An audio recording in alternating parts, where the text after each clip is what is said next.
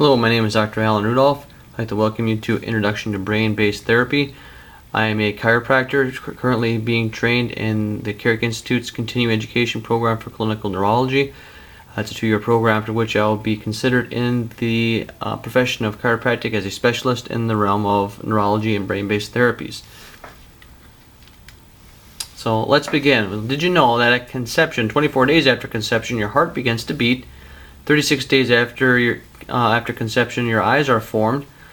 But after 7 hours, your nervous system is starting to form and starting to integrate with all the cells that will eventually become a new person.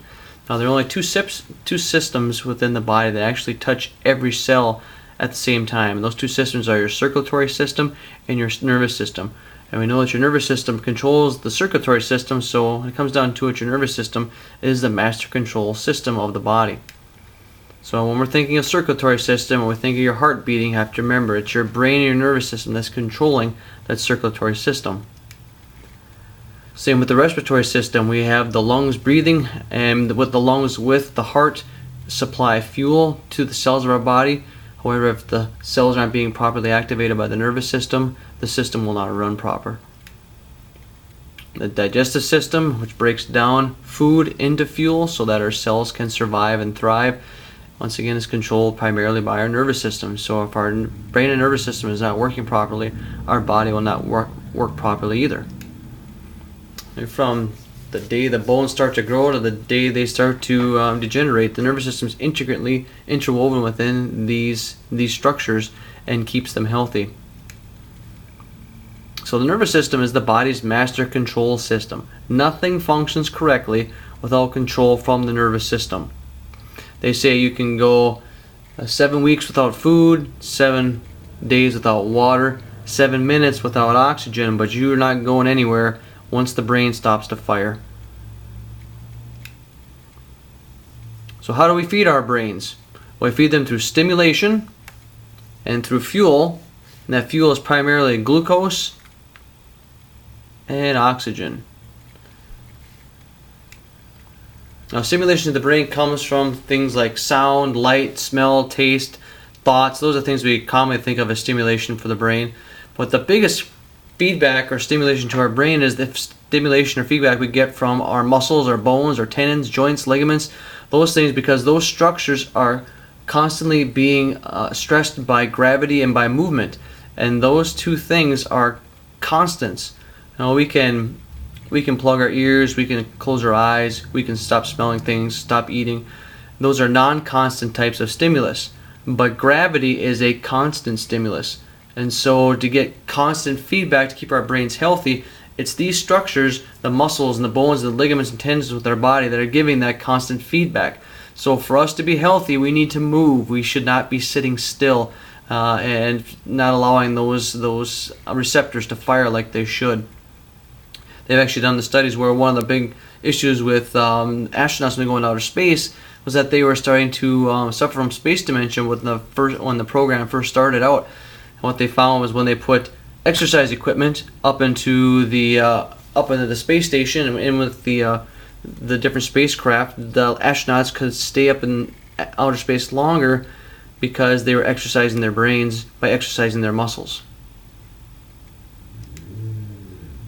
So as we can see, if you stop the output from the brain, the body's health will begin to shrink, which then decreases the amount of input that goes back to the brain, which then will cause the brain to start to degenerate. Perfect example is they've done studies where they'll measure the size of the representation of a person's arm and after they've had it broken, and then they'll come back later and check it again.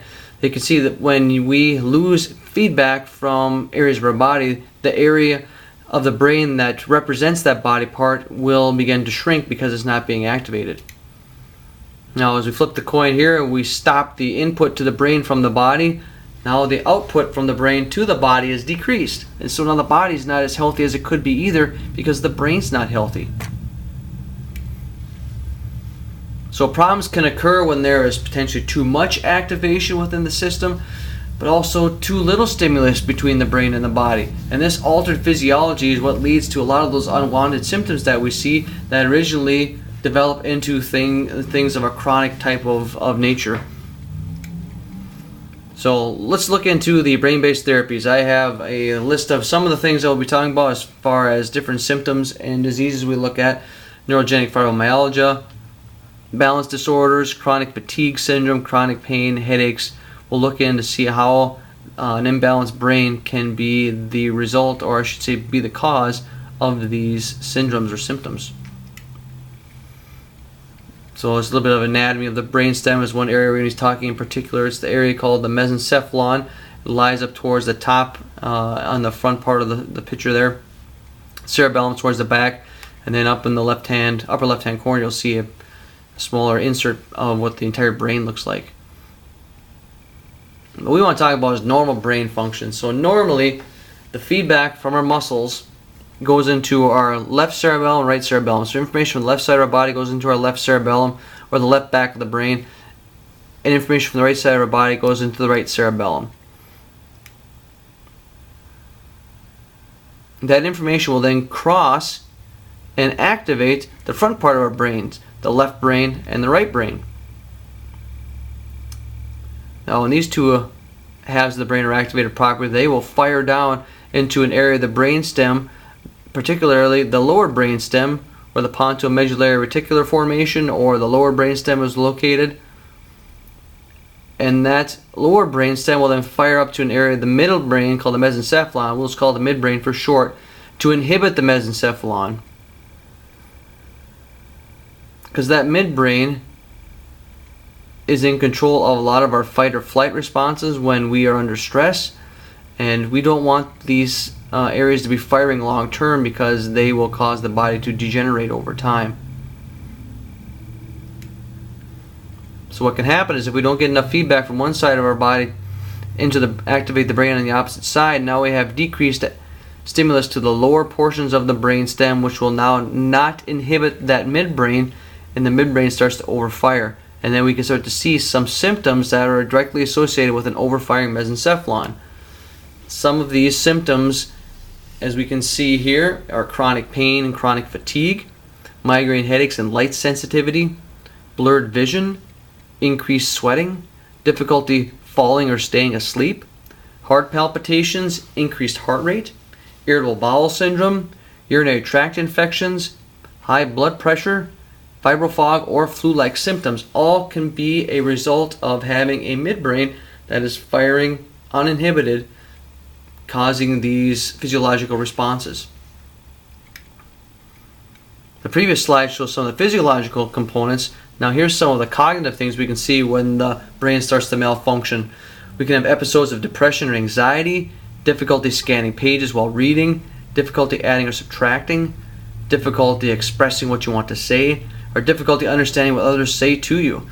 It's the problem of trying to talk with somebody. You're saying what your thoughts are, and you get to the end of the sentence, and all of a sudden you can't remember what you're talking about, or you can't think of the word that you want to say.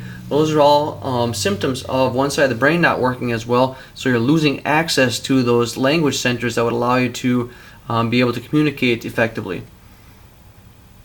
You have loss of short or long-term memory, loss of sensation, or numbness is another word for that. You have to see changes in handwriting.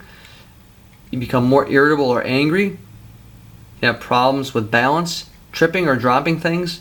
Also learning disabilities, dyslexia, ADD, and ADHD. We see a lot of times children that have these issues, they have one side of their brain is working harder than the other side, and they start to lose access to the functions on the one side, which then shows itself in the symptoms of ADD and ADHD. If you get the two sides of the brain balanced and working together, a lot of these signs and symptoms of ADD, ADHD, autism, dyslexia, they go away, which is very exciting.